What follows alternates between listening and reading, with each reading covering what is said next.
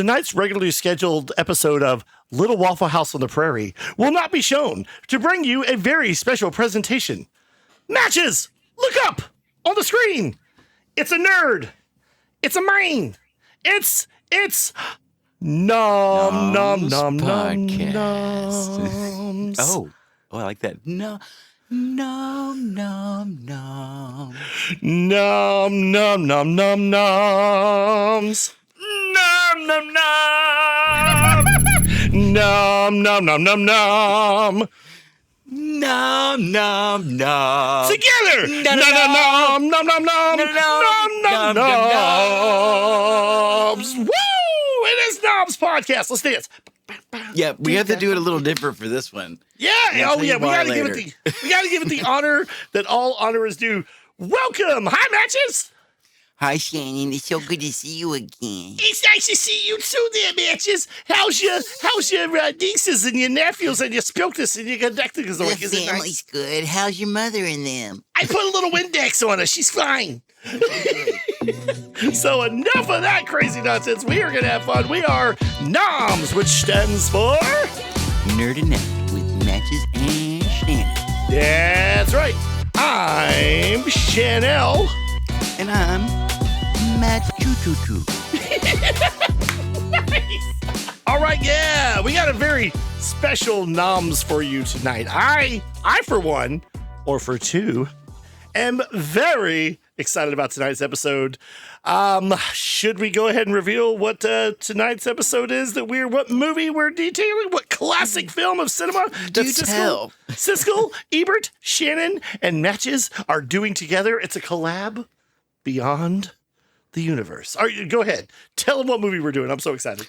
We are doing The Richards' Superman 2.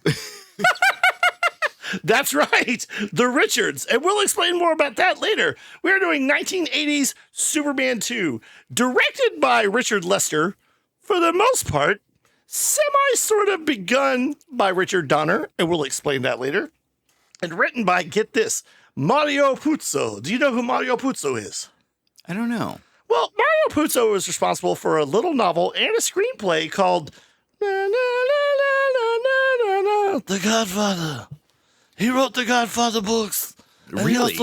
Yes, he wrote all three screenplays. So that means he's responsible for two of the greatest films of all time and Godfather 3. Wow. Yeah, that one is not received well. That one is not. It wasn't, but it's not bad from what I hear. Yeah, I still haven't seen him yet myself. I can't get into the Godfather movies. My mom loves them. Because she's always like, oh, poor Sonny. He was just a little hothead. He didn't need to die. Yep. If I ever see it come into like a midnight showing or something like that, I'm going to do that. That's the plan, yeah. This is cinema. Mario Puzo wrote the screenplay for both Superman from 1978, the original, and the sequel. Yeah, that's right. Oh, wow. I did. Yeah, did you know that? No. It's got great lineage. Now, there were some touch-ups. Now, of course, we could talk real quick about the first Superman that came out in 1978, directed by Richard Donner, and written by Mario Puzo, and starring, well, I would say right now, until the new one comes out, I would say everybody's favorite actor who ever played Superman. Oh, yeah, that's true. Mr. Brandon Routh. Oh, wait, sorry.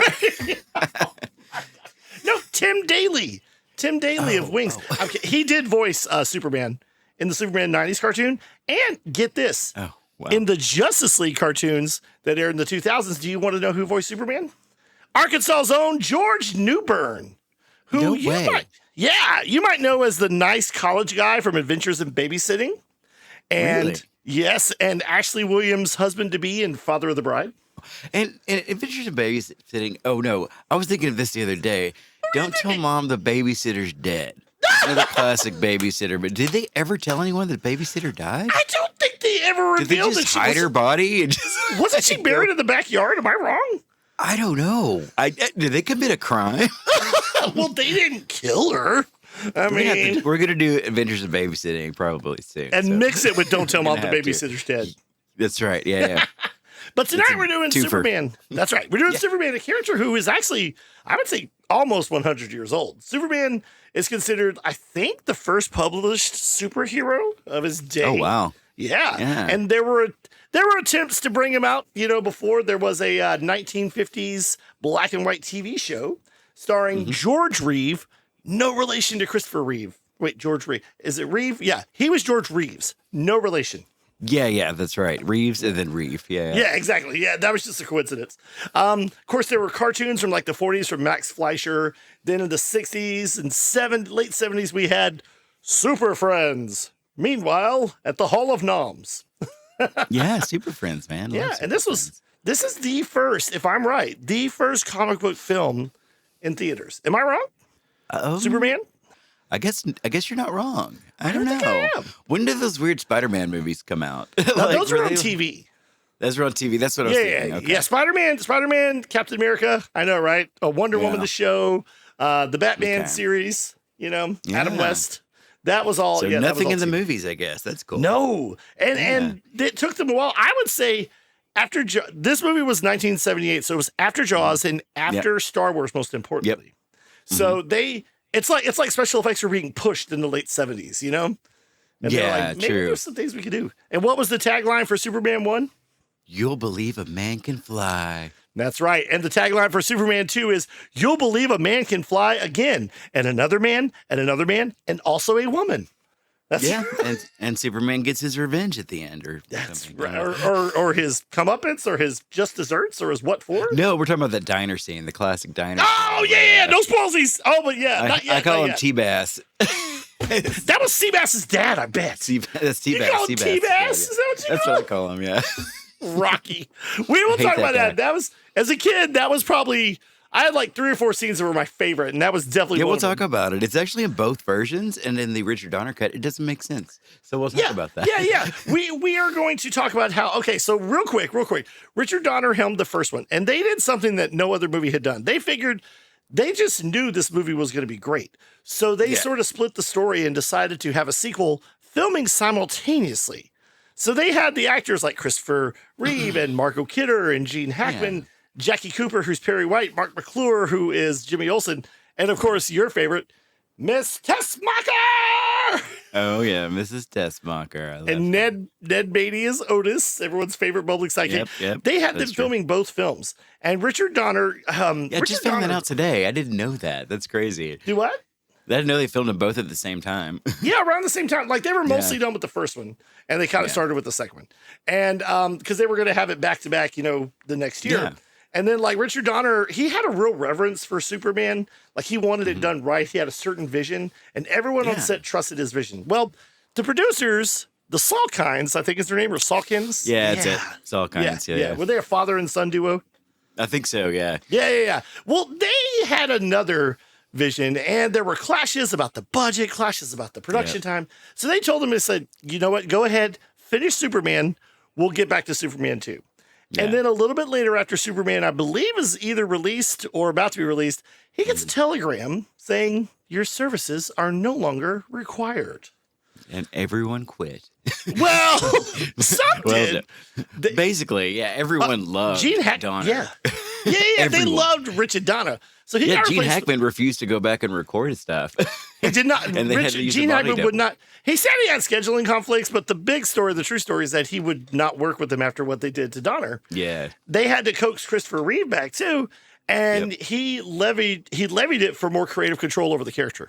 And you know who else wouldn't let them use their likeness in this movie or things that they'd already recorded? Yeah, well, Marlon Brando was supposed to be in this movie. Yeah, he had scenes he'd already filmed because they filmed it back to back. And he's not in this movie, for one, because he had already tried to sue the studio after the first movie came out. Brando was weird.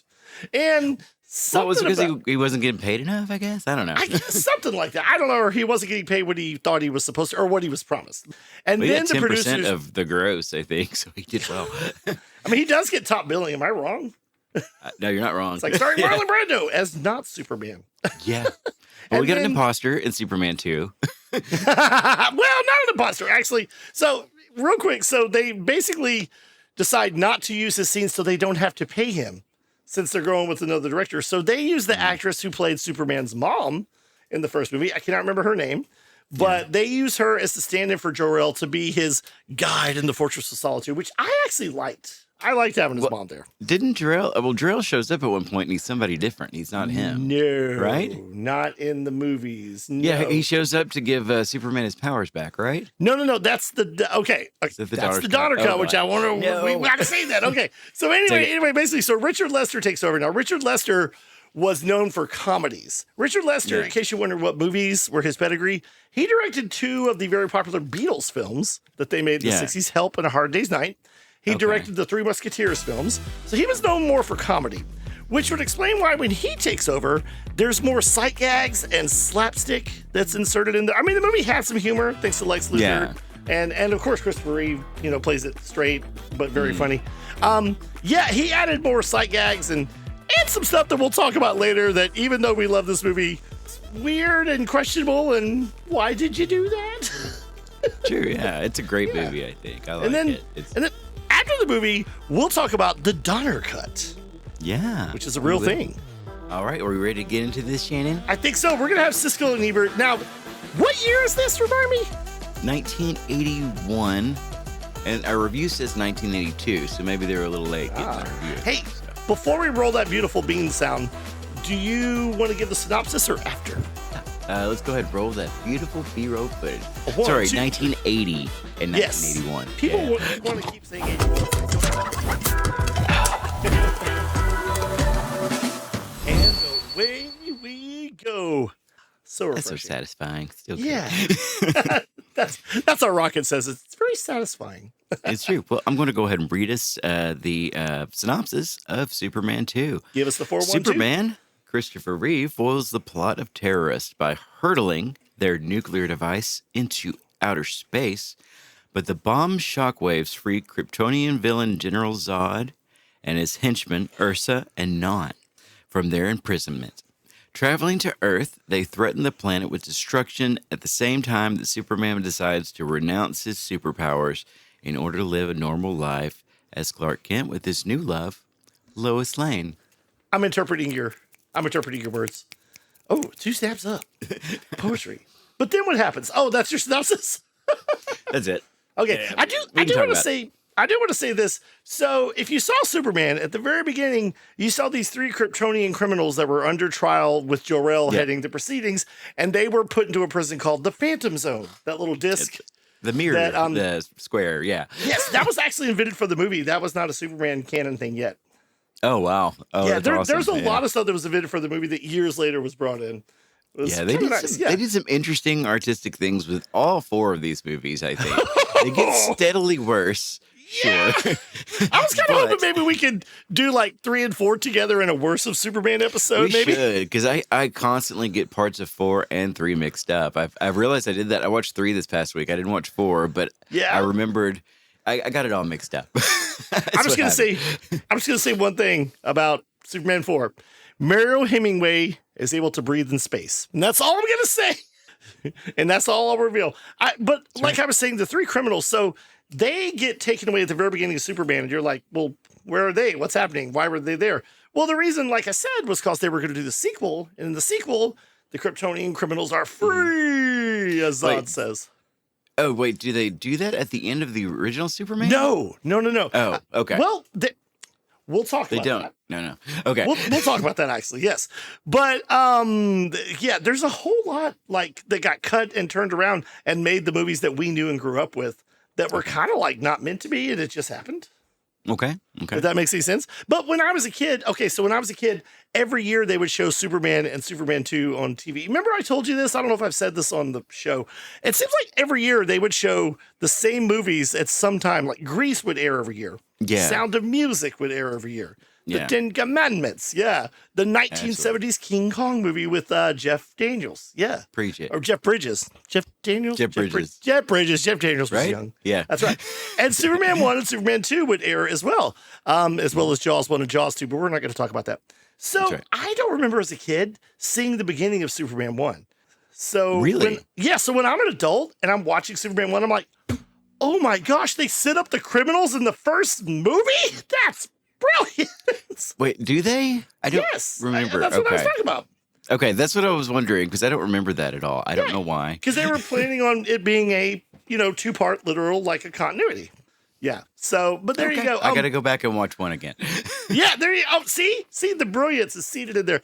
And what's great about this movie is, just in case you didn't see the first one, did you notice there's during the opening credits of the thrilling theme from John Williams, by the way, that just, man, one of the best movie themes of all time, I got to say. Well, I did read or hear that John Williams wasn't a part of this Richards cut. No, he was not. He did not want to work with Richard Lester. He said, and I quote, "I can't work with that man." So they brought in a guy, and I wrote it down. And where's his name? Ken Thorne. And he basically he expanded on Williams' theme. I think he was thinking, if it ain't broke, don't fix it. Yeah. So he just added little flourishes and a few extra pieces. Yeah, it's not the same. It's not. But they get John Williams back for the Donner cut. So definitely. It is thrilling though, because like I said, at the beginning, they do a montage of the first movie. So it's kind of like, yeah, they do. Yeah. Previously Last time on Superman. Yeah. That's right. Yeah, exactly. In case you missed it. So you don't really have to watch the first one, but you should, because here's my thoughts before we even start. Superman, while some might not consider the greatest comic book movie, to me, it's a masterclass in how to make a good superhero film. Yeah. And Superman 2, which I'm going to go ahead and reveal, I love even more than Superman 1. I do. To me, it's a masterclass in how to make a superhero sequel. Yeah. I think so. It can be. Yeah. Because for all its flaws, I mean, I'm going to go ahead and reveal it. I love this movie.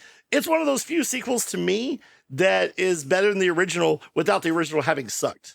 Like the original was terrific, perfect. And this one, it's such a different turn here. It is darker with a little bit of slapstick going on. And it might be Lester. Lester had a lot to do with that. And I got to say, I don't hate it. Except for some I don't hate it. Yeah. The Donner cut, they get more serious. They don't add little grunts to Non. Like he's a big doofus. He's just a big, strong guy in Donner's cut. They take away the... Yeah. See, that was something that Lester added that made him hokey, Well, actually, that was... Okay, so Non... So there's Zod, Ursa, and Non. They're the Kryptonian criminals. And Non was played by a boxer who also went into acting named Jack O'Halloran.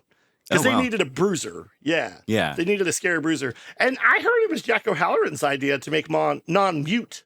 Okay. You think that was maybe Richard Donner doing the growls? No, I'm just kidding. No. Donner took him out when he did the Donner cut. Yeah, so, I know. I'm just joking. Hey, so Siskel Ebert, do you know what they thought of the first one? Loved it. Okay. They did not like Gene Hackman's Lex Luthor. Right. Called him what? They called him a namby-pamby.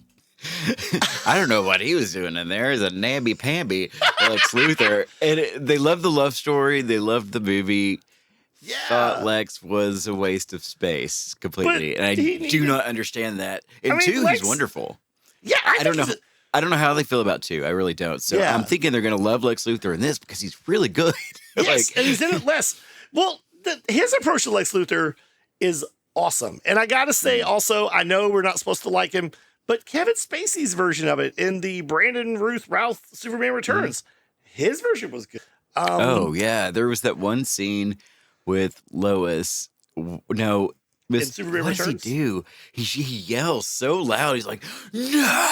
Like, it just gets in their face. Is it wrong? He says something like, oh, Superman's going to save the day, right? And you're That's wrong? it. Oh, my gosh. It's so powerful. Like, yeah, he was good. Oh, I like it when... I like it when he realized that the island was made of kryptonite, and he goes, kryptonite, when he kicks him. I don't know why that makes me laugh. Yeah.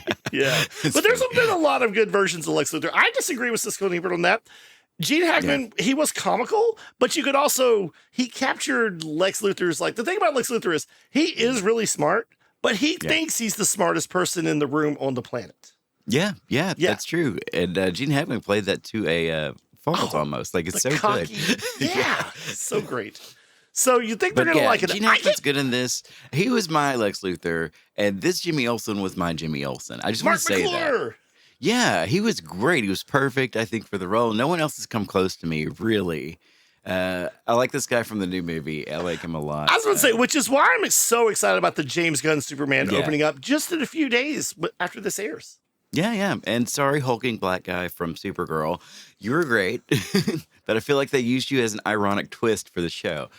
Supergirl? Are you talking about John Supergirl Jones? on the CW. Jimmy Olsen was a hulking black guy. Oh, he was. That's right. He was a tough guy. He became Guardian, which is a totally different hero. Yeah. It was fine. Loved it, but I feel like they were just using that. He's not a skinny redheaded white guy. Yeah. He's a big black guy, like, yeah, no, you're right. It's like, okay, yeah. I don't know. That show, once it went to the CW, I feel like the quality went. Yeah, unfortunately, yeah. And like all the CW shows started going just less with the writing, less with the good stuff, right. less with the action, and more with the, hey, so you like this, right? We're just going to keep doing it? Okay. They sat around talking about their feelings so much. I just wondered, what am I even watching? They're like, and constantly saying feelings, it's my feelings. It's my, Uh-oh, time to blast the laser. Feelings. Yeah, it's kind of like when Star Trek Discovery started going downhill about season 3. Oh, okay. Did you ever watch Star Trek Never Discovery? Watched it. Never Very watched good. it. It's good. I like it. This last season really turned it around. But they started just chewing the scenery and trying to get the most emotional performances they could. And it started being all about their feelings until in the last of the fourth season, the bad guys ended up communicating with their feelings. And I'm like, what is happening here? What have you done? It was pretty bad, but it's still a good show. Awesome. Well, I'm excited to not only hear what they say, I'm excited to see what Siskel Ebert looked like in 1980. Yeah, Do you think we've seen it with Conan the Barbarian a little bit, but it's a little further back, isn't it? You think Siskel has more hair? Ebert, are they young pups? They look like young bucks, don't they? Ready for action. They kind of do. They kind of look the same. Like they look older than they are, but they still look young. They always look old. You think Ebert's hair is less gray? It's still no. I think it is. Yeah. He's got a little dark patches here. I think. Okay, So let's go ahead. Well, without further ado, screen. You will believe two critics can cry. And we're gonna just kind of zip through some of this because it's a 9-minute review, and most of it is clips. So the old days of Siskel and Ebert called, what was it called? Sneak previews? Yeah.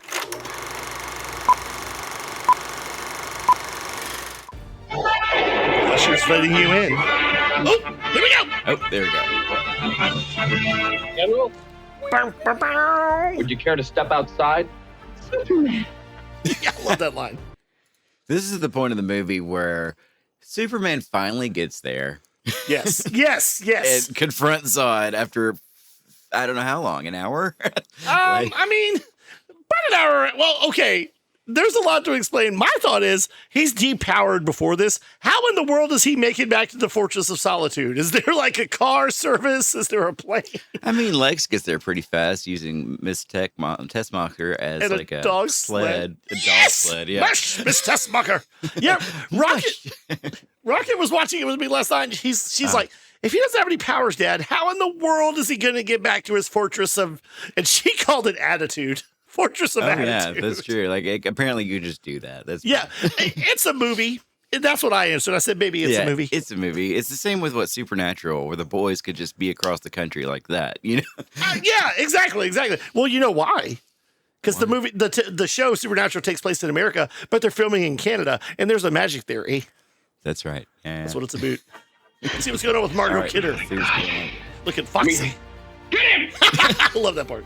Come to me, son of Jor-El! Kneel before Zod! Kneel before Zod! Sorry. That's a quote from a lot of things now because of this. Yes, it is. Yes, it is. And actually, actor Terrence Stamp, who, we'll go ahead and say it, the show Smallville, you probably remember this, Matches, utilized a lot of people that were in the Superman movies. Yeah, they did. Yeah. And even the Lois and Clark show. Anyone who'd ever done any kind of Superman thing was utilized in Smallville. And Terrence Stamp, do you remember he was the voice of Jor-El from the Yeah, from the I do remember. That's cool. Yeah. Yep. Well, he did an interview for one of the DVDs, and he says to this day, people will go up to him and they'll be like, say it, Mr. Stamp, say it. And he'll go, kneel before Zod. And he knows exactly what they want, too. He knows exactly. They're not asking him to say the line from the line. I could tell you another line from him from anywhere. Right? And he's been in tons of yeah, he's been in tons of stuff. He's a great actor. Seen it. Yeah. Exactly. Oh, do you remember he was briefly John Tunstall in Young Guns, which I don't know if you remember as well as I do. No, I don't remember it much at all. Yeah. Oh, okay. He was the guy that brought them all together. It. Okay. The Man of Steel challenges a villain from Krypton in Superman 2, one of 4 new movies will be. That is joy. I see a lot of joy in that little cherubic face. Look at That's Siskel's right. hairline. Is cherubic a word? But yeah, man. He's got hair.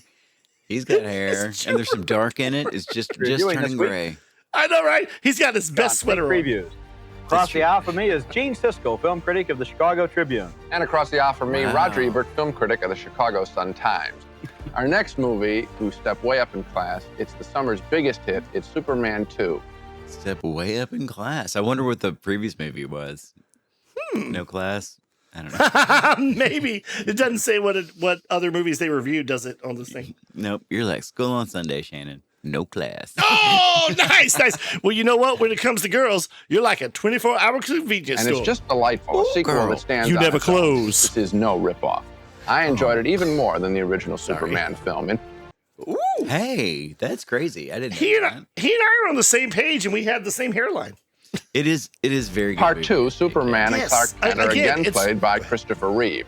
Early on in the film, Lois Lane, again played by Margot Kidder, is convinced that Clark Kent and Superman are indeed the same person. To force Clark Kent into revealing himself as Superman, Lois decides to jump in the Niagara Falls Rapids. She is certain Superman will save her. I'm so sure that you're Superman. They're going to show that that entire I'm willing scene, to aren't bet my they? life on it. Now, if I'm right, you'll turn into Superman. And if I'm wrong, you've got yourself one hell of a story. You think You don't I'm test God. Superman? Boy, you certainly have some imagination, Lois. For a minute there, you almost had me convinced. For a minute. Bye-bye, baby. I love that.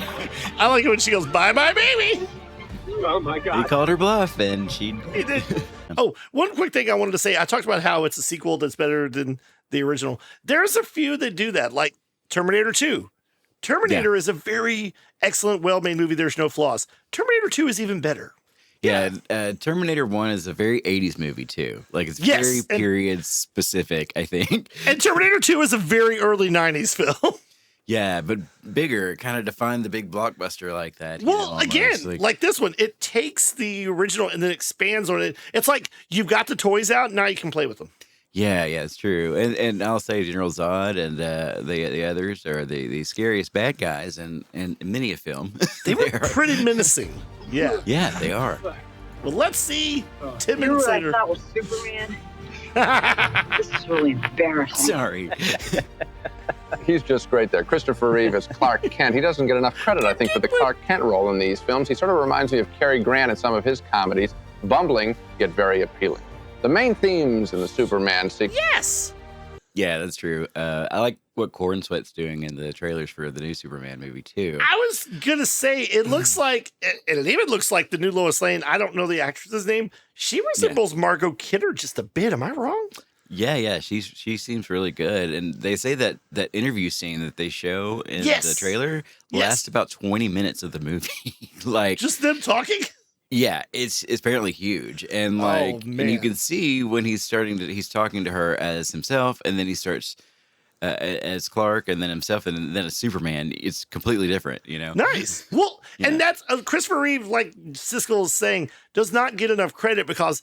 Even though, okay, everyone makes fun of the fact that how do you not know that Superman is Clark Kent? Yeah. He just wears glasses. Well, besides the fact that his hair does seem to go into an S curl every time he's Superman, if you'll notice, it's the performance. It's the performance of Christopher Reeve. Clark Kent, as he said, as Cary Grant is bumbling. There's no way you would think someone like Clark Kent is like, oh, excuse me, ma'am. I'm sorry, but you're stepping on my hand. Ma'am, you know, you would never think that guy was cool, suave Superman. And that's true, yeah. Brilliant. Well, they did say that when he was walking backstage or whatever, he was offset or whatever, walking in the Superman costume down the lot, all the girls were screaming and, you know, yeah. But when he walked down dressed as Clark Kent, no one noticed who he was at all. Like, oh my gosh. Yeah. So they're like, I mean, that's fine. This is great. Yeah. They probably were like, you know what? I think this is going to work out. Well, of course, are the threats to the survival of the planet Earth and Superman's love for Lois Lane. Well, first, the threat to Earth. It's posed by 3 space criminals with superpowers from Krypton. They were trapped in an outer space jail in the first movie, you'll recall. Now they've escaped and they've come to Earth to rule it. They first arrive in a western town, and the U.S. Army goes all out to... And then they're going to show all that. Okay. They are going to show. And by the way, even as a kid, I thought it was funny that the first town they sit up on the Earth is this tiny, literal one-horse town. Like, you can see all the huge empty space behind these few buildings. Oh, yeah. Where does it say? They say they're in Houston? Like, is that East like Houston? a suburb of... That's where I used to live, actually. Oh, yeah. But that was 15 years ago, not 30, you know. I mean, if you take all the trees away, it looks like they're invading my town of Mount Holly. So Exactly. Yeah, that's what's crazy to me. And, you know, there's a deleted scene where the kid in this rides off on the horse. Yes. And, they kill him. Yes, Nom throws a flippin' police siren at the kid. You don't see it, but you hear the pah. Yeah, and you see the smoke coming up from where it landed, and it's like, what the crap? Yeah, because Zod's like, no one escapes Non. There, And but Nod's the like, romance is the best part of this movie as Superman declares his love for Lois Lane. They always think the romance is the best part, and maybe it is. You know what? I think the love story between Peter Parker and Kirsten Dunst, I mean, Mary Jane Watson, was a huge glue of Spider-Man 1 and 2. So I agree with them. I thought we might abandon the orange juice for once. He's an adult. Oh, well. Adult beverage. We'll watch this one. I like this. This is Cheers, sweet tea. Why isn't he wearing more formal wear, though? The first time in my So life, casual. everything's clear. Oh, spoiler alert. At this point, he has revealed Clark Kent is Superman. Yeah, spoiler. It happened. Yeah, spoiler. By incident. But she figured it out. Yep. Well, he put his hand in Cole's. Yeah. Like 5 whole seconds and then didn't get hurt. That's right. What, you I'm can't do going to that? change into something more comfortable. I can't walk outside without sweating my face off. Spoilers, they have sex. Oh my gosh, yes, but okay. So, but after he talks to his mom and he's like, "Mom, I'm in love." She's like, "She's no good for you. She's not even from your planet. Have you even thought about children?" So she reveals to him in this version that to be with a human woman, he'd have to give up his powers and be human and live as human. Real quick, I'll go ahead and say one thing different from the Donner Cut. In the Donner Cut, they make super love before he goes to Jor-El to get him to remove his powers. So Yep. in Donner's that's what version, Superman Returns is based on that version, and it's supposed to be a continuation, though there's some plot holes there. But yeah, and then there's a kid and blah, Super blah, blah. kid. Yeah, you get it. Yep. Yeah. But basically, so Superman, like, he loves Lois Lane so much, he's willing to give up his powers. And that makes a huge part of the story, upcoming. Because at the same time he's doing that, Zod, Ursa, and Non are wrecking shop on Earth. Yeah. And it's a lot. They're killing people and just like having the darndest time. And they're scary as heck. They're so I'm going to go ahead and crazy. say it. They land on the moon. And there's astronauts, and of course, man, it's tough to watch. Almost tough to watch for me. When I was a kid, it was pretty scary because there's this one guy who encounters Ursa because the guy says, "NASA, there's a pretty woman here on the moon." Yeah, and space is a dangerous place. That's like the scariest place to meet someone who's going to just kill you. Who doesn't have. Yeah, who obviously can breathe in space and doesn't have a helmet. So this guy tries to clumsily moonwalk. With the gravity away from Ursa. Yeah. And she rips off his NASA patch, and that causes his spacesuit to blow up and fill, with no oxygen or however it works. And then she kicks him into space. Yep. And they kill the other two guys. They toss him into space. They kill him. But she takes the patch. And here's another thing that I loved about Ursa's character. She takes a patch from everyone she defeats. By the end of the movie, she's got the NASA patch, and she's got a star from the sheriff. I didn't even notice that. That's funny. Okay. Yeah. So she collects. That's a good detail. Right. Oh, and one more thing. I'm so sorry. She asks what planet he's from, and she looks at the patch, and it says Houston. She's like, Houston. Yeah, or Houston or something. I don't know. They think Earth is the planet Houston. And playing one of the NASA scientists on Earth is Mr. John Ratzenberger, a.k.a. Cliff Clavin. Cliff Clavin there, Normie. Normie, quick fact there, Normie. Aliens don't need helmets to breathe. Did you know he was in the first movie as well, but a different character? Yeah, he played one of the military guys when they were stealing the nuclear warheads. Oh, that's cool. Okay. And they liked him so much, they're like, hey, Ratsy, you want to be in our next movie? And he's like, okay, but after that, I don't want to appear in the same films over and over again. Wink, wink. Shout out to Pixar. Oh, sadness. Yeah, Cliff Clavin from Cheers, and everyone's favorite cameo in every Pixar movie. True, yeah. Wait, did he pass away? No, Ratzberger's still alive. That was Norm. That was George Wendt. No, I knew that, but yeah, I thought years ago he passed away. But no, I think Ratzberger's still alive. He's still working. He does a lot of Christian films, but he shows up at mainstream stuff too. Okay. Speaking of gifts from God. Oh God. That's nice. We haven't had too many good love stories in the movies lately. However, this is one. In fact, I thought the love story was better than the film's action scenes, which for me went on a little too long and weren't, I thought, all that special. Whoa. No, it's the love story and Christopher Reeve's performance as Superman and as Clark Kent that makes Superman 2 such a success. It's tough being a convincing lover wearing a red cape and blue tights, but Christopher Reeve does it very well. I can't wait for Superman 3, and I think I got to wait 2 years. Yeah, I do. Oh, man. Oh, boy, do we have a can to open for you, buddy. I cannot wait to see that one. Honestly, I loved Superman 3 when I was a kid, but it scared the living bejesus out of me. So yes. And like I said, we will save those movies for another time. We'll talk about it because I agree with you. Because Richard Pryor was frightening. No, wait. No. Yeah, that's right. Superman! The brother was out of sight. It's true. And he didn't say anything about Gene Hackman this time. You know, it's kind of a close call whether you like the love story or the special effects more. I think most people who are going to see this movie, and millions of people are interested in the special effects. And especially in the way that this movie combines Superman, who was really the first pop art hero, with all these other pop artifacts like the Empire State Building, the Eiffel Tower, Times Square, the Coca-Cola sign, and so forth. But on the other hand, I love the love story, and I was just thinking, watching that scene, the casting director of this film should get a lot of the credit because this kind of material could easily slide right off into the totally ridiculous. And Margot Kidder and Christopher Reeve, Gene Hackman, and the rest are good enough actors to really be able to carry it off. And I think Reeve really has to get the credit here. If you didn't buy that this Superman character was real in some way, that his emotions were real at least, the whole thing would fall off. It would be either just a kiddie show or it would be a put down of the material. But I think that Reeve in his portrayal does something very special, which is he has fun with it, he enjoys it, and we enjoy that too, but he buys it. He believes it, we go with it. I think it's a nice job of acting, really, and I think this is the kind of picture where the acting just gets overlooked, so that's why I want to signal it out. You know, I was trying to think back 2, 3, 4 years ago.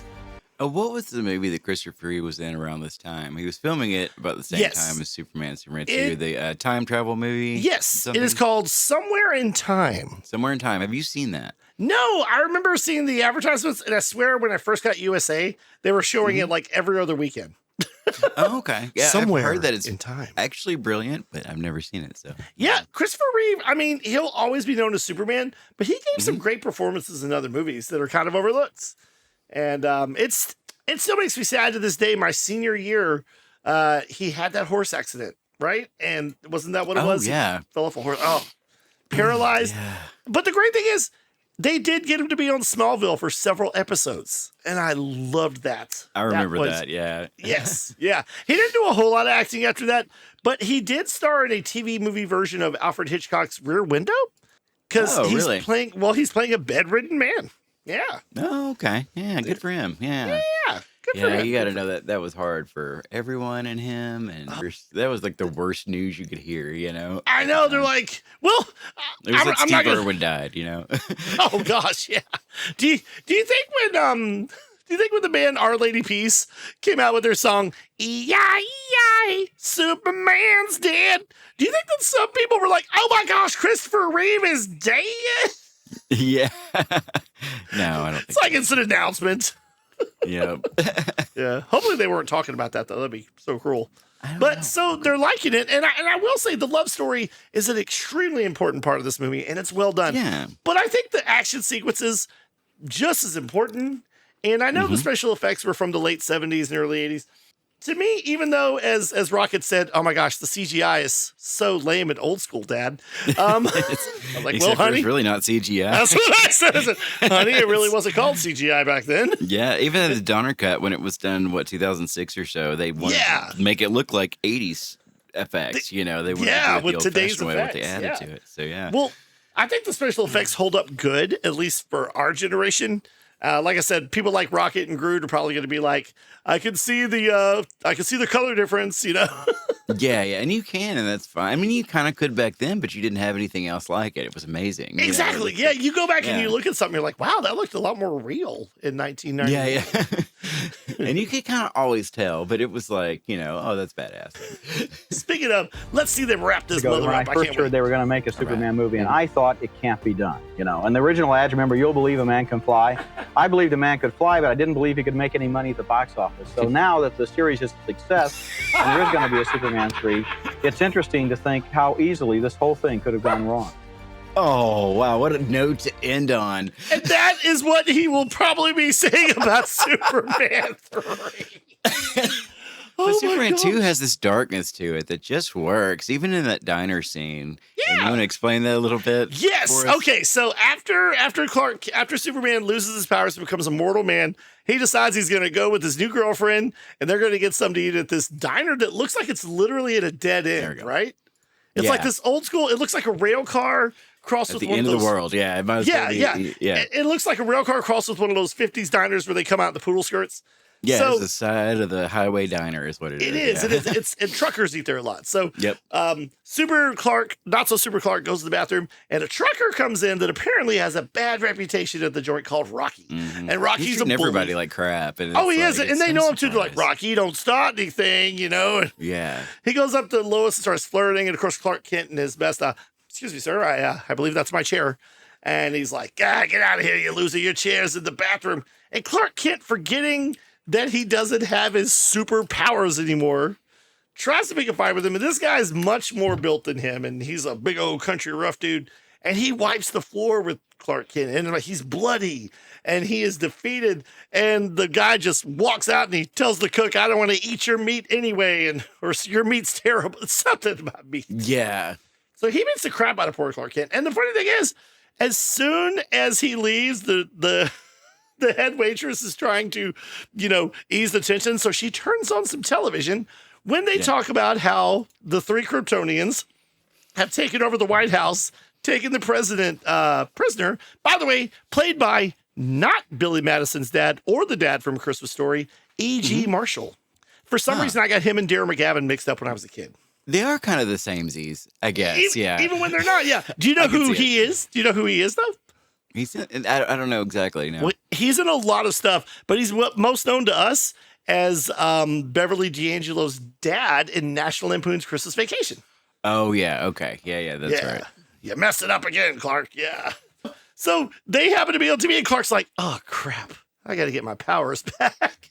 Wow. But I mean, that didn't last long at all. That was like... No. What was he doing for like an hour? 2? Yeah, but his falling... seeing himself bleed and then hurting, you could see he was just like shocked at how bad it hurt. Yes. And like you could just see him kind of stumbling and then he falls, and it's like the greatest acting I've ever seen. It's so good. You're not wrong. He looks like he's near death. The makeup effects are great. And as a kid, I got scared. I was like, Mommy, why'd that guy beat up Superman? Imagine you've never hurt before in your life, and all of a sudden you just get your ass beat. Yes. It's like, Rocket? I felt like he was dying. Yeah. Yeah. He's like, what is this terrible feeling? It's heartburn, Absolutely. Clark. You'll be fine. Yeah. Well, the funny thing is Rocket was in a living room last night with me because, she was a little scared of the thunder and the lightning. So I got a little father-daughter time, which was fun. And she was watching Superman 2 with me, and she was like, she goes, what happened to Superman? Can't he wipe the floor with him, Dad? And I was like, well, actually. And I explained it. And she's like, oh my gosh, And then she looked at her phone and she was gone. Oh, sadness. He beats him up. So Clark has to trek back to the Fortress North Pole. of Solitude. Yeah. Oh, okay. And well, here's the funny thing. Okay, so we'll back up a little. So Lex Luthor and Otis are in prison as they were at the end of Superman, but they've got a plan, and they use a hologram to distract the guard. And who comes in on a hot air balloon? Oh, Mrs. Tessmacher. Mrs. Tessmacher. Ms. Tessmacher. Yeah, she does. And it doesn't seem like they really had any intention of Otis going with them, because poor Ned Beatty can't get on the ladder. So he's dead weight. It was he was. So he falls out on the hot floor. Air balloon is what comes down, and the ladder. He's trying to get on it, but just pushes it off. But here's the thing: as they're leaving, and Otis is stuck in prison, he waves at him because he's so dumb. Yeah. He says something, right? Like, see you later. Yeah, bye, Mr. Luthor. Yeah. So him and Tessmacher go to he figures out the Superman's got to have a lair. He's got to have a little clubhouse. Yep. So he finds the fortress. He sees the image of his mom, I guess, with the hologram, or is that, am I wrong? He sees his dad in this one, I think. And I think this is where he sees, well, it's not Marlon Brando, but I think it's someone else. Yeah. And he says, yes. Because he says Krypton. He doesn't say Krypton. He says Krypton. It's one of the judges from Yeah, it's one of the judges from when they're judging the three. They're like, guilty. Yeah. And he basically tells them, hey, there's 3 Kryptonians out there in the prison. If they were ever to get loose, they'd have the same powers as you, and there'd be 3 against 1, and they'll probably kick your butt. So Luthor's like, let's find these guys. Because he thinks they're loose, which they are. Yeah. And they get loose because Lois has been following some terrorists in France who have a hydrogen bomb. And the terrorists are like, unless we get better cheese on cigarettes, we will blow you to smithereens. That's not what they said. No, are you okay? But they're pretty bad French terrorists, and Superman saves her and throws the hydrogen bomb in the air, and the shock waves in space of the bomb blowing up breaks open the Phantom Zone. Yep, it does. Yep. Yeah. There you go. So now we're going. And it's kind of funny because, like, what is it? It's just right when they're saying a nuclear explosion in space could, cause this to, and then it happens, and you're like, okay, what's happening? That's really weird. And then, like, Lex all of a sudden gets this information and knows it's happening, I guess. I don't know. Yeah. Oh, and some of that Lex, by the way, remember I told you that Gene Hackman refused to come back and finish shooting? Well, you probably know this. They finished his part using a body double and a voice impersonator. Yeah, it's true. Yeah. So and he came back later to redo his stuff in 2006, though. So that's for Donner, because he was loyal to Donner. And which I guess is he was due loyal to actually disgraced director Bryan Singer. He's the one that got the Donner cut out there for us. Oh, nice. Okay, thank you, disgraced X-Men director. Kind of sad. I love X-Men, but it was anyway. Good, yeah, but he was bad. And Usual Suspects. I know. Art from the artist are separate. Yep. So, there you go. So that brings us back to where we were, but in between, the image of Superman's mom in the fortress tells him there is a way he can be with her. But here's the funny thing. She says, once you go to this process, it is irreversible and you will lose your powers forever. Mm-hmm. But then when he gets back to the fortress, he just finds a crystal and he's like, I think this is going to give me my powers back. Let's see. Yeah, it's the one that Lois drops when she was there. And it's like, foreshadowing of something. And it's like, but of what? And then I guess I didn't notice that. But I think it's so funny that she told him that was it. But surprise, surprise, there's a back door. There's a contingency. Yeah. Well, he's like, on second thought, takesies, backsies, Yeah. He's like, I already got to kiss her and get a little cuddly with her. No. Oh, my God. Yeah. Superman got to get laid. That's good for him. Well, some of the thought is that, and obviously it's ignored in recent adaptations like by the way, the very good Lois and Superman show, or Superman and Lois from the CW that ran 4 seasons. Yeah. That is a great Superman show. It is, because it was picked up by HBO, and they got a little HBO money in that. Ooh, nice. Got that HBO money. It's ending, though, but I've got to finish it. I was on the first season, and it's a great ending. Yeah, I won't spoil it, but they all die. Good. Okay. Anyway, just kidding. They all kiss. So later adaptations have Superman being able to make sweet love to humans, mostly, i.e. Lois Lane. But old interpretations were like, well, he's an alien. They're a human. If you remember the conversation that Jason Lee and Jason London had in Mallrats. Yeah. Where That's Jason true. Lee's character, about his sperm. Kryptonite. Kryptonite prophylactics. Prophylactics. But that would kill him. Exactly. Exactly. So anyway, he gets his powers back and he finds the criminals. They're at the Daily Planet because Luthor has found them at the White House. And he tells them that we're going to find Superman's favorite Earth pet. And which is funny because as he's trying to save people, Ursa and Zod are like, look at the humans. He actually cares for them. Maybe like pets, perhaps so. Yeah. So they have one of the best superhero smackdowns in movie history, in my opinion. The Battle of Metropolis. Against a Coca-Cola sign of all things. Yes, they do. They also destroy a Marlboro truck. Yep. There's lots of Marlboro placement in here. Yep, sure is. Well, Lois Lane is smoking in 90% of this film. Do you remember that? She's just smoking an old ciggy, and I guess they didn't care that you smelled like an old tobacco farm or a wet cat. I like the throwback to it in Superman Returns where Kate Bosworth is trying to smoke, but she never gets to because he like puts it out every time. Like he's standing there and it just goes out. And then at the end, she just stops it and looks up and he's right there. So she never gets her puff. She never does. But yeah, so, he has a great battle with him, but then he realizes that people are going to get hurt because they realize if they use people as shield or bait, he's not. So he flies away to keep people safe, hoping that they'll follow him. So they grab Luthor and they grab Lois and they find the fortress, thanks to Luthor, of course. And at the fortress, they have this fight. And now, matches, we can tell them about the greatest superpower that Superman has ever. You know what I'm talking about. I know what you're talking about. And I mean the sarcasm. Okay, this is very controversial. Not everyone loves this. No, this was a Lester idea. Yeah, and so Superman rips off kind of a cellophane S from his chest and throws it at Todd. Not Todd. That's Todd. We're gonna just call him Todd, the bruiser. He throws it and it kind of flies across and like pins him down a little bit, and then it disappears. And it's like, It's like a cellophane blanket. When I was a kid, I thought that was the most awesome thing, though. And I was like, why hasn't he ever done that? Does he do it again? Why hasn't he done it since then? That's what people say. They're like, when does this power happen? Yeah.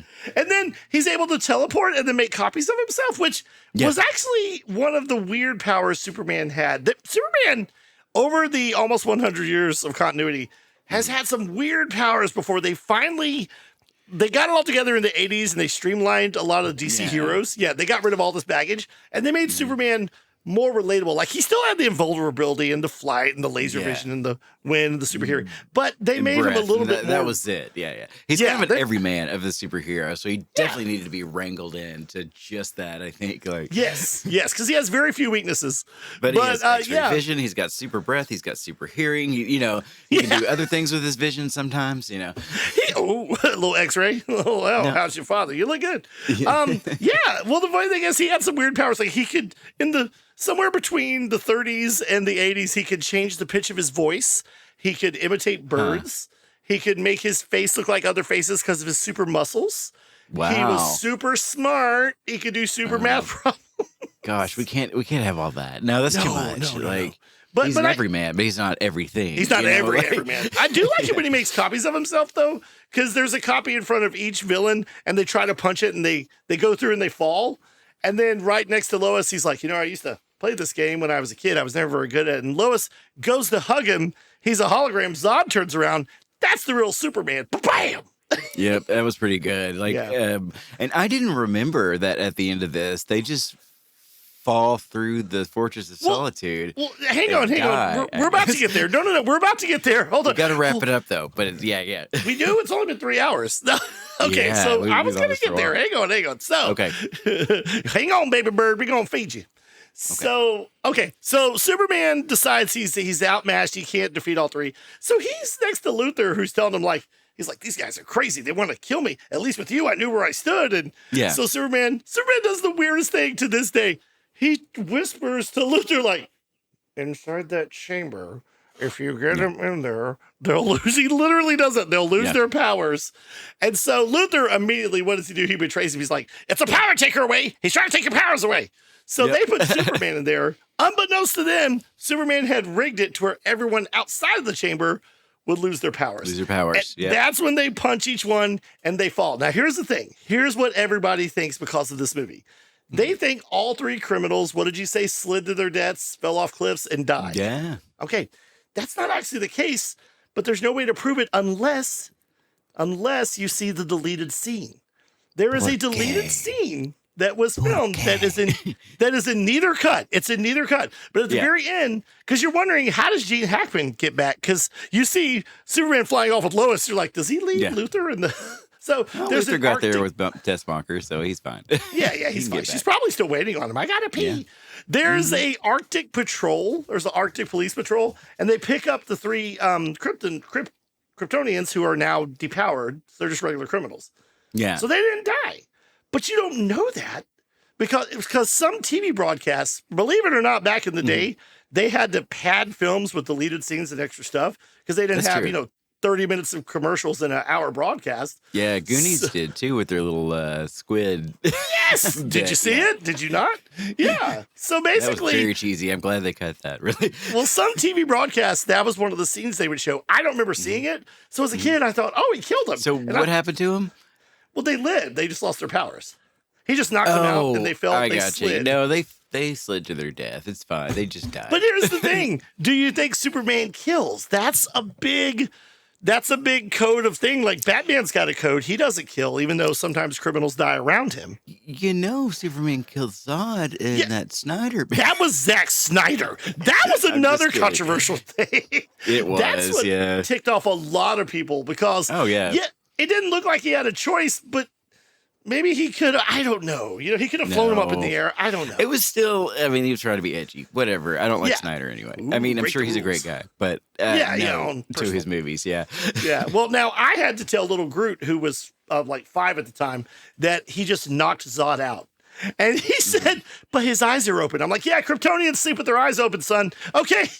He's sleeping. He's okay. He sleep. He not dead. He sleep. That's so funny. That's what happens. And then you see him at the Daily Planet, and Lois is, she's lamenting the fact that they can't really be together. And he knows she's going to worry about him. And so he decides to erase her whole memory of him being Superman. And how does he do it, Matches? This is also a controversial thing.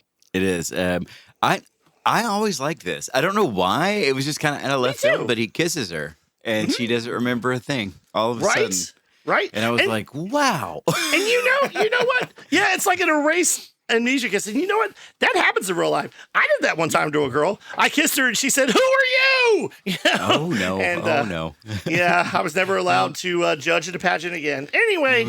Oh, dear. No, but I don't know. I don't, part of me doesn't like it, but part of me actually likes it. So I don't know. Yes. Well, Donner did not want to end it like that. No. So it's time to talk about the Donner cut, the differences. Okay.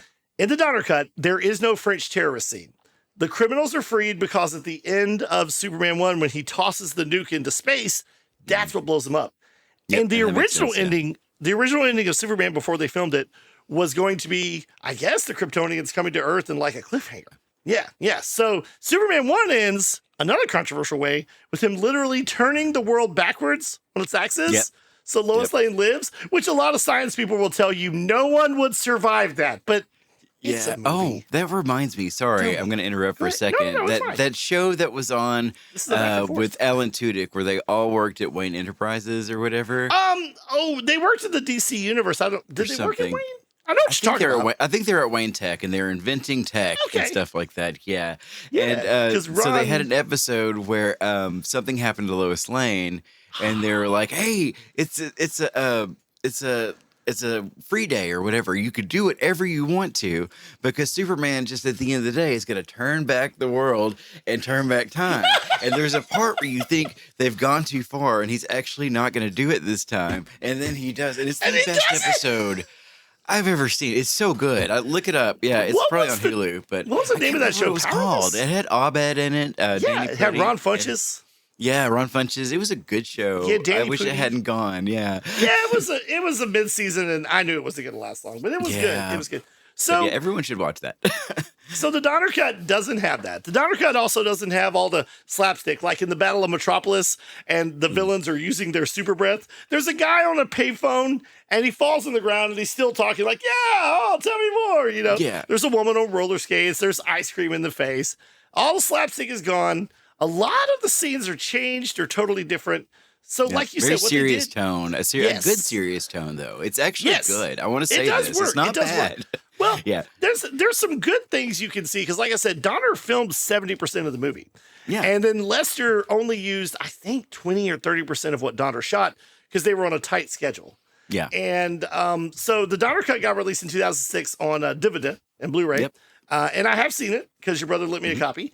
And it changes a lot of things. There's a lot of things like that. Instead of Clark Kent putting his hand in the coals by accident and her finding out, Lois has a gun and shoots him, but turns out they're blanks. Yeah, and she shoots him. He straightens up and takes his glasses off. She's like, I knew it. Yeah, She also... I like the bit, or she also jumps out of a building too, right? Yes, at the very beginning of the movie. Yeah. Because she suspects he's Superman from the very beginning of the movie. Yeah. In the lesser cut, she doesn't start suspecting it until Niagara Falls when they go undercover. Yeah. And some people think that why is the Niagara Falls scene even there? No, not a lot of people like it, is what I found. I like it all right. About it's fine. when she jumps in? But no, the whole Niagara Falls scene was just added by that guy, and a lot of people hate it. Well, they do go undercover, though, in the hotel. Okay, yeah. But maybe some of that wasn't there. Yeah, so I don't know about the gun thing. I would think for a movie that kids are going to see, even in the early 80s, there had to be some responsibility, like, oh, let's point a gun at Dad and see if he's a superhero. Yeah, there's a story about George Reeves, and I know they added it to that movie with Ben Affleck, where the kid has a real gun, and he's pointing it at him, and he wants to shoot him to prove that he's invincible, and George Reeves has to, talk him down, and give a reason did that happen why. in real life? I think so, but I don't know. Yeah. It's I know the really movie cool, you're talking about, Hollywoodland, did a little, what's the word, a creative license. Because no one knows what happened to George Reeves. Did someone kill him? Was it suicide? Oh, really? I didn't know that. Oh, yeah, it's kind of a mystery about his death. Yeah. Oh, okay. Or not. All right. Yeah, but anyway, so the Donner cut, a lot of different, to do what they had to do, they used Donner's footage, but he couldn't film anymore. So they basically, they even used a screen test between Christopher Reeve and Margot Kidder for a couple scenes. They redid some special effects. And how does the Donner cut end instead of the kiss? Do you remember? Yeah, hold on. Oh, they turn back time it's again. It's the same ending. But here's the thing. Donner erased everything that happened, though. Yes, and knocks everyone off the planet again. Yeah. But here's the thing. You remember I told you Donner had a different ending in mind for Superman 1? Yeah. Okay, he filmed the round the world scene for Superman 2. That is actually how he was going to end Superman 2. Oh. And the producer says, look, if Superman's not a hit, we need to have this special effects shot in the movie. So that's true. That's how they ended Superman 1. Yeah. And except for him flying around the planet and some of the things in Superman 2, I still think these movies are perfect.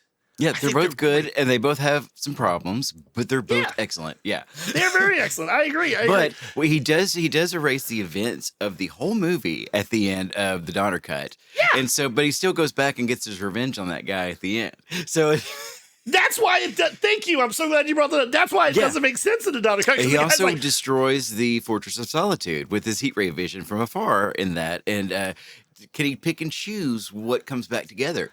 Exactly. And here's another question. Without that deleted scene of Hackman and the Kryptonians getting arrested, is Luthor inside the fortress when he blows? Could be. Yeah. Yeah. I really wish they'd have put that scene in the movie because, again, Superman not killing is an important thing. Like, he can kill certain things, like some aliens.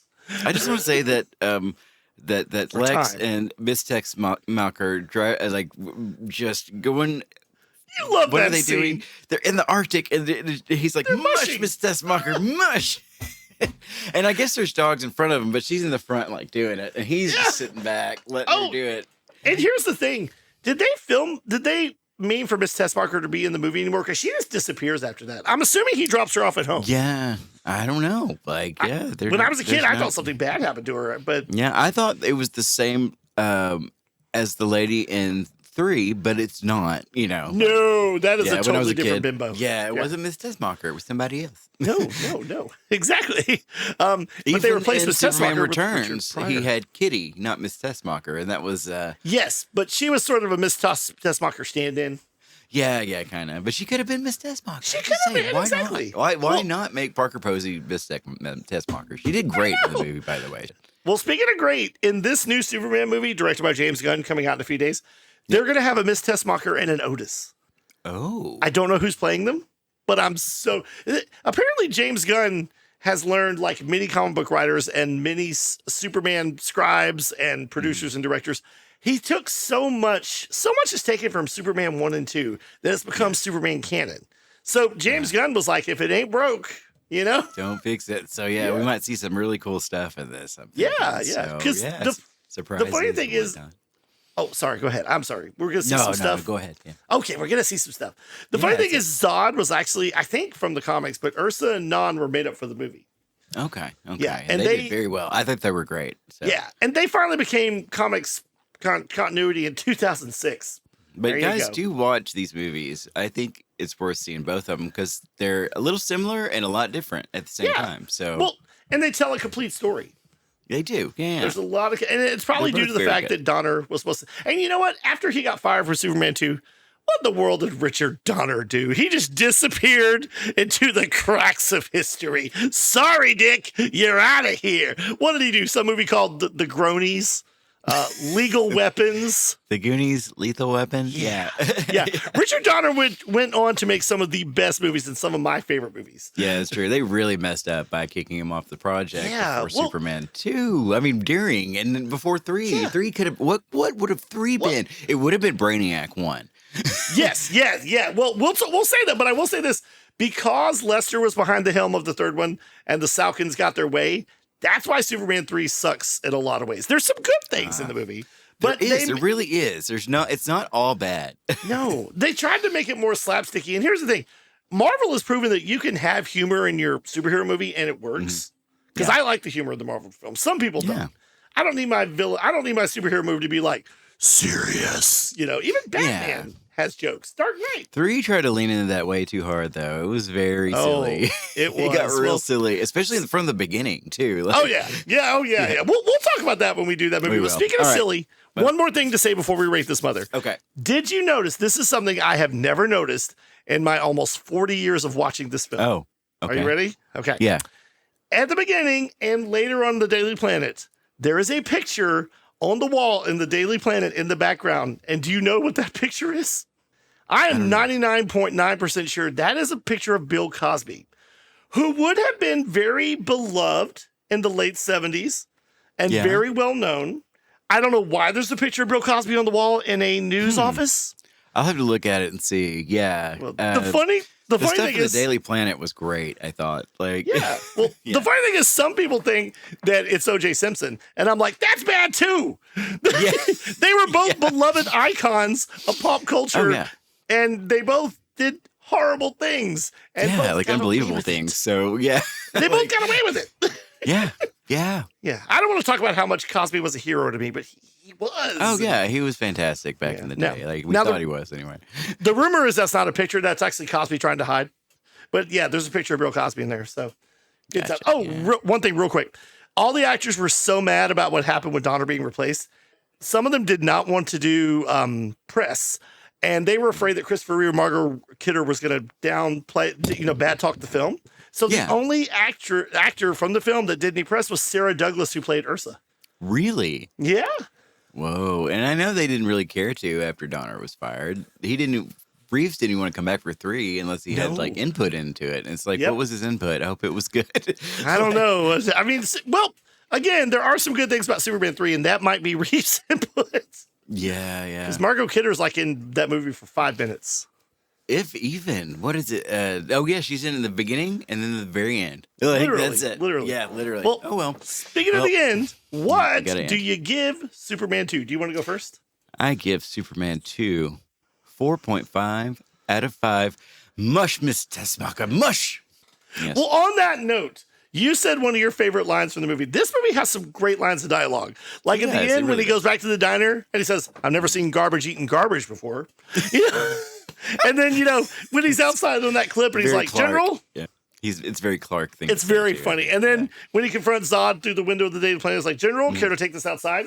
But my favorite line, and I wrote it down so I would not forget, my favorite line in this movie, besides Kneel Before Zod, which is an iconic line, is at the end after they've defeated the criminals, and Lex Luthor is kind of like, "Hey, Superman, I knew you were gonna use me to lie the whole time. We make a great team. We did so great." And he's talking, and Christopher Reeve, at the top of his lungs, goes, "Too late, Luthor." Oh yeah, that's right. It's the way he does it. It's so abrupt and unnecessary. Like, "Too late, Luthor." Where was it? Was it at the end of the? It was at the end after the criminals have been defeated, and Luther's like, "We make a great team." I knew the whole time you were trying to get me to lie. Yeah, because Luther's a snake. He's great. So I'm going to give it 5 too late Luthers out of 5 too lates. I love this movie. I think it's better than the first one, and the first one is a gem. There is nothing wrong with either film. They're so entertaining. They've got that darkness, like you said. The love story is great. Yeah. I think it holds up as well. I kid you not. When I watch the movie and the music starts playing, I start dancing on the couch. Okay. Yeah, there you go. All right. Yeah, I love it, man. So that is Superman 2. And go see James Gunn's Superman, formerly known as Superman Legacy. Idea of why he changed it to just Superman, because it's going to be confusing for some people. Oh, yeah, because the original Superman was just Superman the movie, and he realized he could just do Superman, and everyone would know which movie it is. So, yeah. Some people refer to it as Superman 78, too. Yeah, what was it before Legacy? Is that what it was? Superman It was Legacy? Superman Legacy. Yeah, I don't like that. I didn't want that. I'm sorry. Okay. Yeah. I gotta say, Superman's great. Yeah. Yeah. Oh, yeah. I'm looking forward to this movie. He saw a Corn Sweat in the outfit, and he said, "This is just, it's not, you know." Like you said, it looks like he's doing a separate Clark Kent thing. And I love that they're putting the C-list characters and B-list characters in it. Like, they would never get their own movie. Like Guy Gardner, Green Lantern, Mr. Terrific, Metamorpho, and Hawkgirl, and the engineer from the upcoming movie The Authority. And we'll talk about that later. That's going to be Indeedly. I'm so excited. And I think Nicholas Hoult is going to make a great Lex Luthor. That's true. All right. Although Rocket says he looks like a kid. Yeah. But speaking of kids, what's coming up next? Oh, man. Coming up next, Shannon sings a silly song. Oh, yes, he does. You call it a silly song. I call it an ode to greatness. I have a song that I've written that has inspired me for Superman the Second. Are you ready? Let me see if I can read this. Here we go. I would give him my cape for the chance to be great and for a smooch with a Lois Lane. But when we get alone on the Phantom Zone breaks and the villains come running, I want to be human, but these jerks have me fuming. Gotta get back to the Daily Planet, rendezvous fortress of solitude. Krypton is where my mind stays, but it's not my state of mind. Lex Luthor's busted out again. Doom, doom, doom, doom, doom. Now these 3 Kryptonians busted up a real small town. It's time to bring in the special effects. I alone am the one that Zod wants to kneel, 'cause he's got a big ego. The other 2 causing the stress. Come to fight, I hit you with my big S. I alone am the one that Zod wants to kneel, 'cause he's got an ego. The other 2 causing stress. Hit you with the Cellophane-S. I would give him my cape for the chest to be great and for a chance to smooth with Lois Lane. But when we get alone on the Phantom Zone breaks and the villains come running, I want to be human, but these jerks got me fuming. Gotta get back to the Daily Planet. Rendezvous. Come on, matches. Fortress of Solitude. Do-do-do. Solitude. Whoa, I feel all inside out now. That certainly was something, Shannon. Thank you. Why, thank you. Was it okay? It's quieter than I intended. It was something. One day I'll break out of my shell. That's true. I like the end. Next. No, okay. All right. Next act. Oh, look what we have here for our next act. We've got the Video Movie Corner Pick of the Week. TM. Explain the Video Movie Corner Pick of the Week. Video Movie Corner Pick of the Week is when we take your hand and take you down to the Video Movie Corner down the street. We take you to the back room. Wait, no, not the back room. What? Whoa! The front room. Debbie does what to Dallas? Yep, and we're going to pick out a video for you to rent. That's just about it, y'all. All right. That's what we're going to do. Yep, we pick a movie that maybe was before Siskel and Ebert's time, or after Ebert left, or maybe they didn't review, or they did review it.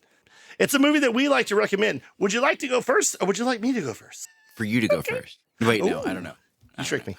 It's whatever. Whichever one. I'm cool with whatever. I've actually got one. You do? Okay. You want me to go first? I mean, I have one too, but go ahead. You're good. Okay. So not all the time do I try to tie the video movie pick of the week with the movie that we're doing, but this week I thought it'd be appropriate. So you know the Superman story. He's a only survivor of Krypton besides the Kryptonians. They weren't technically on the planet. Krypton explodes. Mm-hmm. They send their one baby boy, Kal-El, to Earth, and he's raised by a good farm family. Yeah, and becomes Superman. And by the way, do you remember in the first Superman movie they had a totally different actor playing teenage Clark Kent? Oh, did they? But they had Christopher Reeve's voice. Interesting. Okay. Yeah, because it shows how long he was at the fortress, and yeah, he matured. Anyway, point being. Okay, this movie I'm doing is a take on the Superman legend, but a dark take. It's a what if. It's a what if Superman came to Earth as a boy, as an alien with all the powers, but none of the responsibility and none of the moral courage, although he is taken in and raised by a kindly farm couple. This movie is called Brightburn from 2019, and it is produced, ironically, by James Gunn. Not directed, but produced. It's basically a riff on the Superman legend. Like I said, the kid grows up, he starts to get these powers, but he's also, 12 probably? He's also a 12-year-old punk. So he starts doing things to people that make him mad to get his way. There is destruction, there is death, and it's implied that unlike Jor-El and his wife, that he was sent to Earth with nefarious purposes to conquer and rule. And it's very good. It's got Elizabeth Banks. It's got that guy who played Badger in Breaking Bad. You know what I'm talking about. That guy sounds like he's hoarse all the time. Oh, yeah. Excuse me. That hurt. It's got a little cameo by Michael Rooker, who is a James Gunn favorite. I'm waiting to see if he's got a cameo in Superman. I want to say he is, but I can't remember. Oh, well. He's got to be, though. Nice. Okay. Can't wait. I know Alan Tudyk plays one of the robots. Yeah, that's pretty cool. Yeah. But so Brightburn, it's a very good movie. It's very dark. And at the end, no spoilers, it kind of hints that there maybe could be a Brightburn universe out there. I don't know if they're going to expand on it. They talked about a sequel and maybe a couple of years ago, but it's not happening. Is it not? Okay, it's been 6 years. It didn't do so well, yeah. Yeah, I guess not. Well, it did well in my heart. So, Brightburn. It's pretty cool. Yeah. It was, I liked it. Did you like it? Yeah, it's pretty scary too. Like, it's nightmare. Like Superman: The Dark Side. Like, what if he is a jerk? You know? Yeah. So that's my video movie pick of the week is Brightburn from 2019. Awesome. You can find it somewhere. Yes, I'm not sure. I meant to look. I'm sorry, people. Oh no, hold on. I can look real quick. I got it right here. Let's see. Burn. Yes, Mr. Brightburn. Can I use your toilet? Let's see. It's on Stars. It's on Stars right now. Okay, if you got the Stars app or the Stars. When I didn't have Stars, everything I looked up was on Stars. And now that I have Stars, nothing I look up is on Stars. So I'm like, what is happening? I feel exactly like that meme I sent you guys, whereas none of the streaming channels have the movie you want to watch, but you can rent it for $19.99 right now. Yeah. I swear half the movies we want to do, we're like, is it free? Is it on a streaming service we pay for? Yeah. Well, luckily, mine is one I'm doing that is from actually 2002. It's one we might cover on the channel sometime, but since the sequel just came out, I thought I would do it. And so what I'm going to talk about today is a horror movie. I was told once that this movie did for horror movies what Crouching Tiger, Hidden Dragon did for that style. Oh, it's Crossroads for Britney Spears. It's not, though. But it is the zombie movie, 28 Days Later. Ooh. I'm gonna go ahead and tell you this right now. This is a favorite of mine, this movie. It's very well done. I'm going to let you take the lead. I'm going to let you talk, but 28 Days Later had the best video this year. Go ahead, Taylor. Yep, this is the second collaboration between director Danny Boyle and Alex Garland. Alex Garland. Thank you. Garland? Sorry. Alex Garland. Yeah, that's it. Yeah. He started out as a novelist. He wrote The Beach back in the 90s, and then they turned it into a movie that didn't do so great. Ugh. Yeah, and then he wrote 28 Days Later about an idea about having fast zombies. Danny Boyle wasn't too keen on the zombie idea, but he did like the rage idea. I heard. So what this is a movie filmed on mini DV handheld consumer camcorders. It is scratchy looking. It's very scratchy looking. It is. It looks great. I love that scratch. It's like, this is a real film, And it's kind of crazy what they pulled off with handheld camcorders. It looks great. It gives it a raw kind of. I literally watched it again today, and it holds up so well. The music is very good. Yes. Yeah, really good. And let's see what else. Well, we got our hero there, and Cillian Murphy. Who's also very naked at the beginning, so we just want to warn you if we got children. He is, yeah. Gay icon, Cillian Murphy. Is in this movie. After this movie is what they said. I don't know. That's, I mean, I guess I can see it. Yeah, I like that, like that skinny but toned, kind of shape, I guess. Yeah. Anyway, it stars Brendan Gleeson. Yes, and, love it. Hold on, I know her name. Hold on, I know this. Oh crap! Hold on, I forgot her name. I forgot her name. She was in Moonlight. Naomi Harris. Oh, I didn't see. Oh, really? Yeah, okay, I didn't see Moonlight, but okay. Yeah, I didn't either, but she was nominated for an Oscar for it, apparently. Okay, I guess I forgot. Everyone in this movie was either nominated for or won an Oscar later. So, yes, Brendan Gleeson been nominated. Yes, he won for the Ghost of Hiroshima, or he was nominated. Won. I don't know if he won, but okay.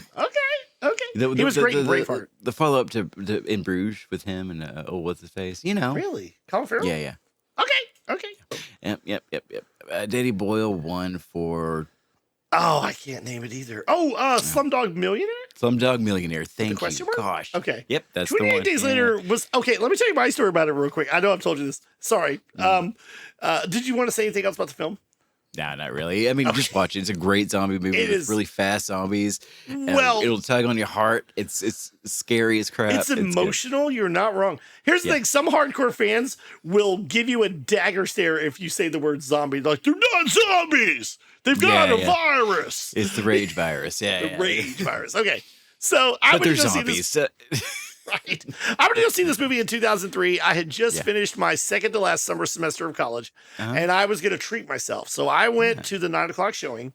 And when I got to the theater that I ended up working at, by the way, a few years later, there was this guy he was standing in the box office with two others working the box office. And I said, hi, one for 28 Days Later. And the guy turns around and he says a word that I'm not going to say in the show that rhymes with fit. And he's like, oh, and he kicks open the door and he walks off. And I was like, is everything okay? They're like, he wouldn't have had to start the film if you hadn't come. I was the only one going to see it. Now, granted, I wasn't late. No. I was early. He was ticked off. He had to punch play on the projector. I feel that, man. I mean, I get it, but I paid. Yeah, it's your job. That's the way I look at it. It's like, if they paid to do it, do it. Yeah. But I do understand, because it's nice to have a film ready for the next day, if you have film. Oh, I got you. Yeah. Well, ladies and gentlemen, that is our video.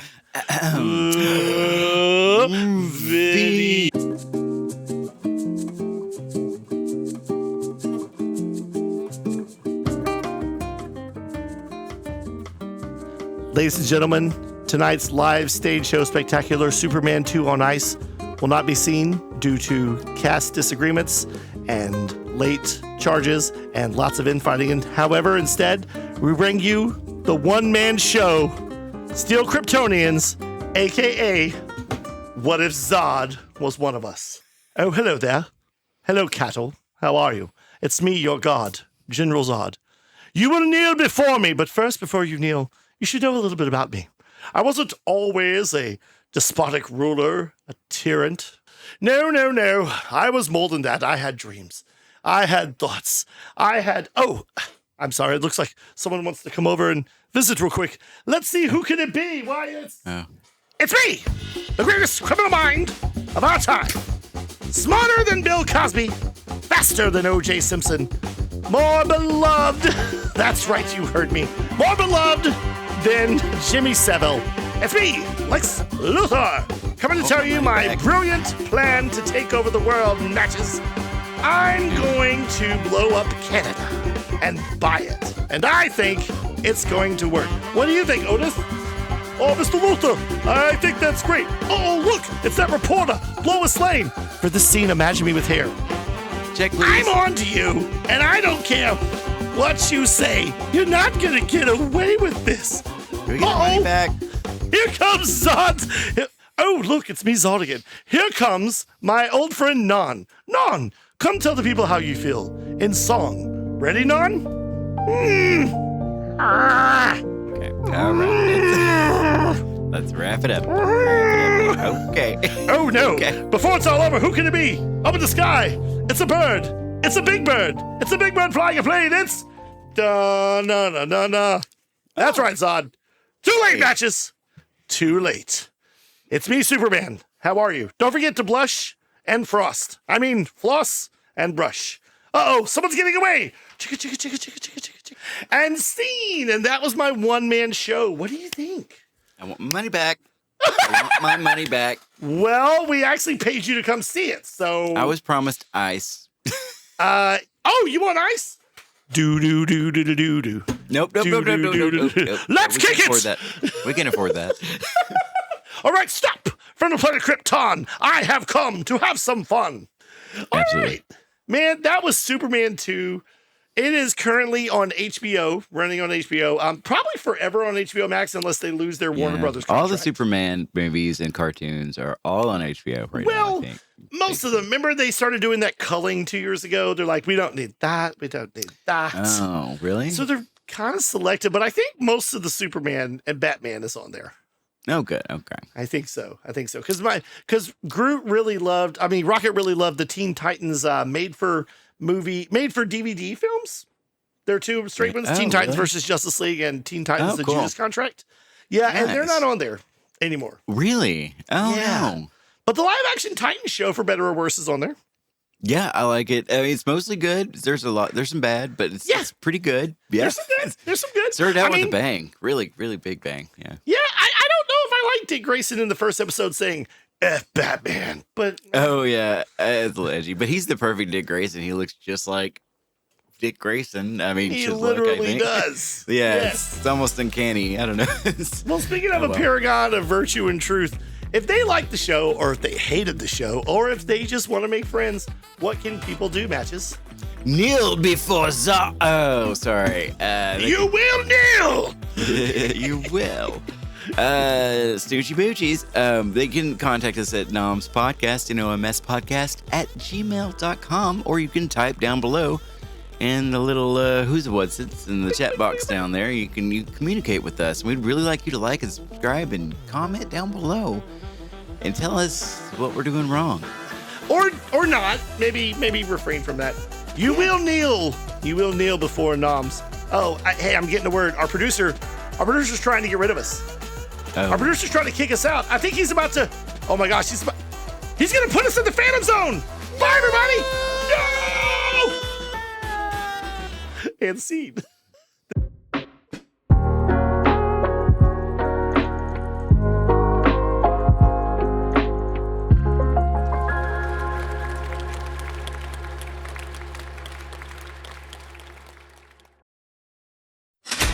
Nom nom nom. Nom nom nom.